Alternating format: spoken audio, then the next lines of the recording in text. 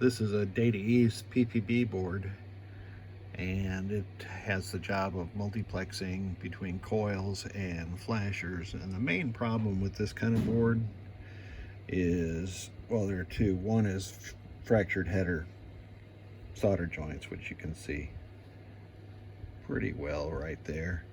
And it happens at the end of the string, but the proper correction here is to reflow the solder on these joints, and I've reflowed it on a couple of these already, and there's a lot of solder flux left over there. It's my new solder. It's got a lot of flux in it, but that'll wash off just fine when I clean it up. And the other problem with this board is the GI connector. You can see there are 4 circuits come in, they go through a fuse, and they go out, and this last pin almost always burns. Now this board was fine, but I beefed up the connection between that last pin and the fuse, so this board should theoretically last forever. Power supply from a Data East Star Wars, and it suffered from the same issue that a lot of Data East power supplies suffer from, and that is this cap here at C2 leaks and corrodes the trace that goes to those two 1N 4004 rectifying diodes. Sometimes C4 and C3 leak. I'm sorry, that's C1 and C3, and then C7 over here leaks also. So I always replace all 4 of those capacitors. As I'd mentioned, I think before, somebody had replaced this LM723 5-volt regulator, but they did not use a socket, unfortunately. Now this trace looks a little gnarly still, but I've got it jumpered across between the cap and the diode on the back of the board, so that's just kind of leftover crud. Now I sanded it down, and I have conformal coated that bare copper. So let's fire it up and test it. Good news, the GI came on, and I can test the GI relay. Looking good. Now let's test the 5 volts. Minus 12, 12, and then the fun part, the high voltage. You can see I've got a blank connector there to keep myself from shorting between pins as I do this one-handed. Minus 108 and 68. Now this first pin, it measures a little low because the power supply is not loaded. Here is 5 over on the gigantic connector, and minus 12 and 12. So this power supply is good to go. Fuse clips have been checked. They're still retaining their tensile strength. And sorry, I should have measured this. That circuit doesn't do anything except come into and go right back out the board. So that's flash lamp voltage.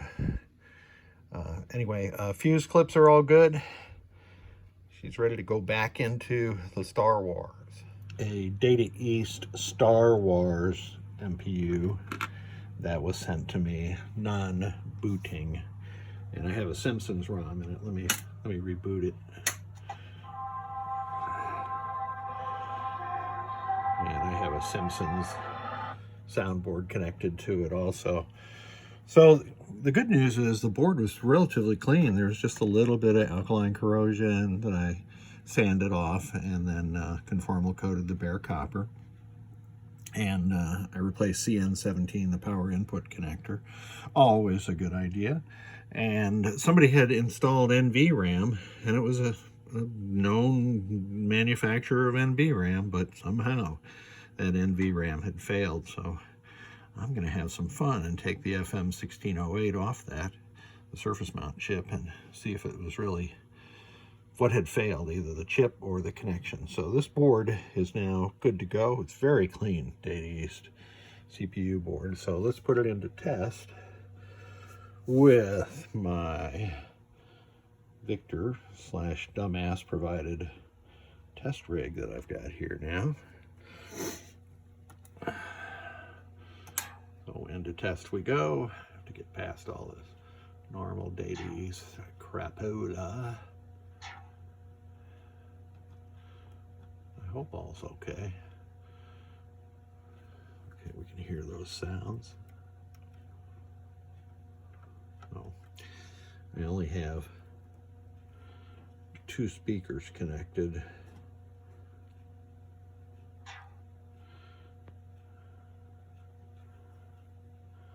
And the display test, all good. Switch test. So here, going through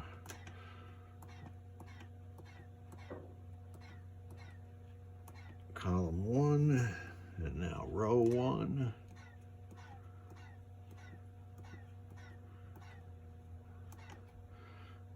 I like to do switch 64 for good measure.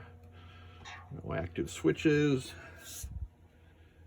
Lamps operating properly. Rows, columns, individual.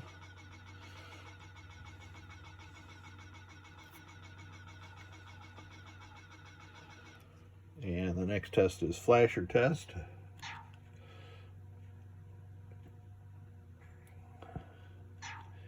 And the next test is the coil test. So Data East, like Williams, multiplexed the coils and the flashers. Data East didn't multiplex coil 5, but you will always see a red LED followed by the blue and green at the same time. And to watch closely to see solenoid 9 there, but it did fire. And now over to the special solenoids, which can be driven by either the CPU or by a switch. And so those were driven by the CPU, and now this is driven by the switch. Good to go. And the board set reboots. And the lamp matrix comes back alive. No coils on. This board set is good to go. Thanks for sending it.